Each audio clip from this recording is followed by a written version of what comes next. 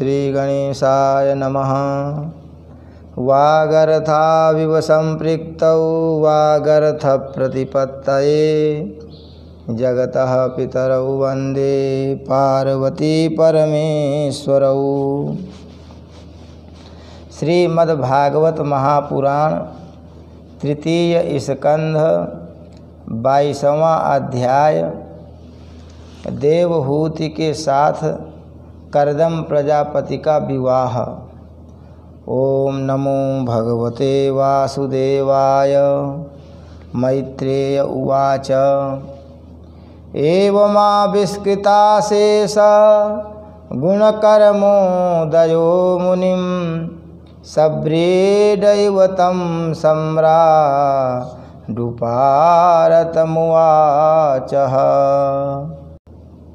श्री मैत्रेय जी कहते हैं, विदुर जी, इस प्रकार जब कर्दम जी ने मनु जी के संपूर्ण गुणों और कर्मों की श्रेष्ठता का वर्णन किया तो उन्होंने उन निवृत्त परायण मुनि से कुछ सकुचाकर कहा।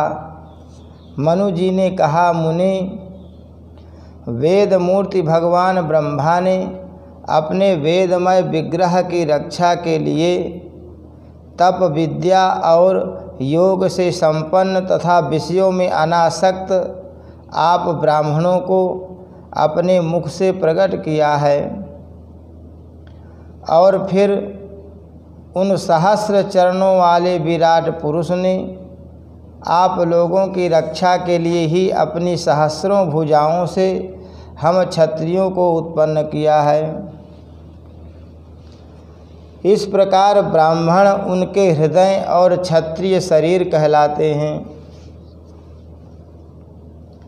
अतः एक ही शरीर से संबंध होने के कारण अपनी अपनी और एक दूसरे की रक्षा करने वाले उन ब्राह्मण और क्षत्रियों की वास्तव में श्रीहरि ही रक्षा करते हैं, जो समस्त कार्य कारण रूप होकर भी वास्तव में निर्विकार हैं।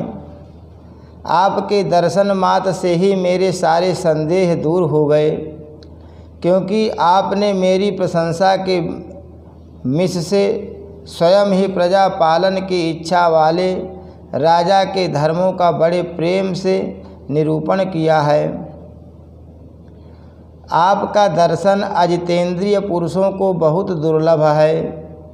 मेरा बड़ा भाग्य है जो मुझे आपका दर्शन हुआ और मैं आपके चरणों की मंगलमयी रज अपने सिर पर चढ़ा सका। मेरे भाग्योदय से ही आपने मुझे राजधर्मों की शिक्षा देकर मुझ पर महान अनुग्रह किया है और मैंने भी शुभ प्रारब्ध का उदय होने से ही आपकी पवित्र वाणी कान खोलकर सुनी है। हे मुने, इस कन्या के स्नेहवश मेरा चित्त बहुत चिंताग्रस्त हो रहा है। अतः मुझ दीन की यह प्रार्थना आप कृपा पूर्वक सुने। यह मेरी कन्या, जो प्रियव्रत और उत्तानपाद की बहन है, अवस्थाशील और गुण आदि में अपने योग्य पति को पाने की इच्छा रखती है। जब से इसने नारद जी के मुख से आपके शील विद्या रूप आयु और गुणों का वर्णन सुना है, तभी से यह आपको अपना पति बनाने का निश्चय कर चुकी है। हे द्विजवर, मैं बड़ी श्रद्धा से आपको यह कन्या समर्पित करता हूँ। आप इसे स्वीकार कीजिए। यह गृहस्थोचित कार्यों के लिए सब प्रकार आपके योग्य है। जो भोग स्वतः प्राप्त हो जाए उसकी अवहेलना करना विरक्त पुरुषों को भी उचित नहीं है। फिर विषयासक्त की तो बात ही क्या है। जो पुरुष स्वयं प्राप्त हुए भोग का निरादर कर फिर किसी कृपण के आगे हाथ पसारता है, उसका बहुत फैला हुआ यश भी नष्ट हो जाता है और दूसरों के तिरस्कार से मान भंग भी होता है। हे विद्वान, मैंने सुना है आप विवाह करने के लिए उद्यत हैं। आपका ब्रह्मचर्य एक सीमा तक है। आप नैष्ठिक ब्रह्मचारी तो हैं नहीं, इसलिए अब आप इस कन्या को स्वीकार कीजिए। मैं इसे आपको अर्पित करता हूँ। श्री कर्दम मुनि ने कहा, ठीक है, मैं विवाह करना चाहता हूँ और आपकी कन्या का अभी किसी के साथ वाग्दान नहीं हुआ है, इसलिए हम दोनों का सर्वश्रेष्ठ ब्राह्म विधि से विवाह होना चाहिए। ब्राह्म विधि से विवाह होना उचित ही होगा। मनुस्मृति में 8 प्रकार के विवाहों का उल्लेख पाया जाता है। ब्राह्म विवाह, दैव, आर्ष, प्राजापत्य, आसुर, गांधर्व, राक्षस और पैशाच। इनके लक्षण वही तीसरे अध्याय में देखने चाहिए। इनमें पहला सबसे श्रेष्ठ माना गया है। इसमें पिता योग्य वर को कन्या का दान करता है, ब्राह्म विवाह जिसे कहते हैं। राजन, वेदोक्त विवाह विधि में प्रसिद्ध जो गृह्णामिते इत्यादि मंत्रों में बताया हुआ काम संतानोत्पादन रूप मनोरथ है, वह आपकी इस कन्या के साथ हमारा संबंध होने से सफल होगा। भला जो अपनी अंग कांति से आभूषणादि की शोभा को भी तिरस्कृत कर रही है, आपकी उस कन्या का कौन आदर न करेगा। एक बार यह अपने महल की छत पर गेंद खेल रही थी।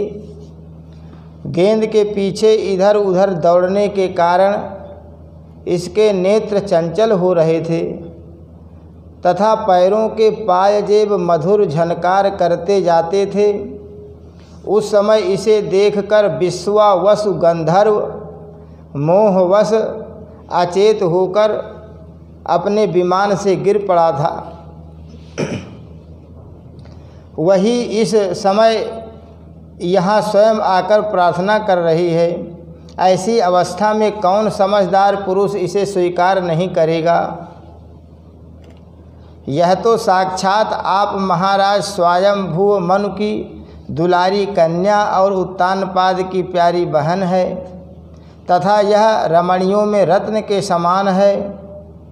जिन लोगों ने कभी श्री लक्ष्मी जी के चरणों की उपासना नहीं की है, उन्हें तो इसका दर्शन भी नहीं हो सकता। अतः मैं आपकी इस साध्वी कन्या को अवश्य स्वीकार करूँगा, किंतु एक शर्त के साथ। जब तक इसके संतान न हो जाएगी तब तक मैं गृहस्थ धर्मानुसार इसके साथ रहूँगा। इसके बाद भगवान के बताए हुए संन्यास प्रधान हिंसा रहित सम दमाद धर्मों को ही अधिक महत्व दूंगा, जिनसे इस विचित्र जगत की उत्पत्ति हुई है, जिनमें यह लीन हो जाता है और जिनके आश्रय से यह स्थित है। मुझे तो वे प्रजापतियों के भी पति भगवान श्री अनंत ही सबसे अधिक मान्य हैं। मैत्रेय जी कहते हैं, प्रचंड धनुर्धर विदुर कर्दम जी केवल इतना ही कह सके, फिर वे हृदय में भगवान कमलनाभ का ध्यान करते हुए मौन हो गए। उस समय उनके मंद हास्य युक्त मुख कमल को देखकर देवहूति का चित्त लुभा गया।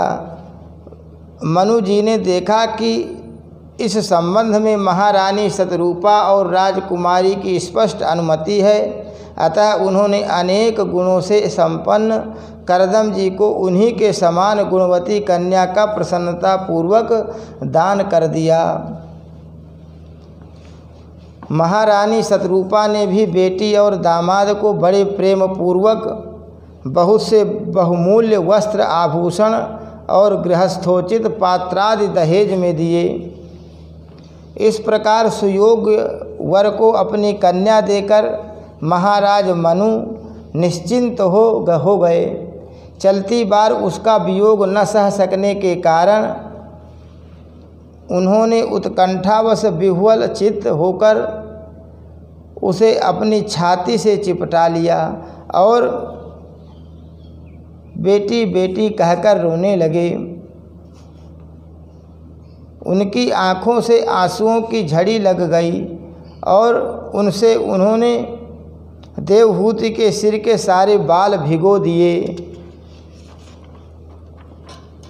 फिर वे मुनिवर करदम से पूछकर उनकी आज्ञा ले रानी के सहित रथ पर सवार हुए और अपने सेवकों सहित ऋषिकुल सेवित सरस्वती नदी के दोनों तीरों पर मुनियों के आश्रमों की शोभा देखते हुए अपनी राजधानी में चले आए। जब ब्रह्मावर्त की प्रजा को यह समाचार मिला कि उसके स्वामी आ रहे हैं, तब वह अत्यंत आनंदित होकर स्तुति गीत एवं बाजे गाजे के साथ अगवानी करने के लिए ब्रह्मावर्त की राजधानी से बाहर आई। सब प्रकार के संपदाओं से युक्त बरहिसमती नगरी मनु जी की राजधानी थी, जहाँ पृथ्वी को रसातल से ले आने के पश्चात शरीर कंपाते समय श्री वराह भगवान के रोम झड़कर गिरे थे। वे रोम ही निरंतर हरे भरे रहने वाले कुश और काश हुए, जिनके द्वारा मुनियों ने यज्ञ में विघ्न डालने वाले दैत्यों का तिरस्कार कर भगवान यज्ञ पुरुष की यज्ञों द्वारा आराधना की है। महाराज मनु ने भी श्री वराह भगवान से भूमि रूप निवास स्थान प्राप्त होने पर इसी स्थान में कुश और काश की बरही माने चटाई बिछाकर श्री यज्ञ भगवान की पूजा की थी।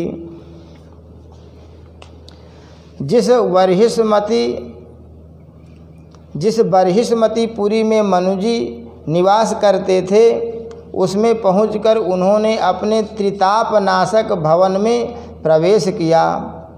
वहां अपनी भार्या और संतति के सहित वे धर्म अर्थ और मोक्ष के अनुकूल भोगों को भोगने लगे।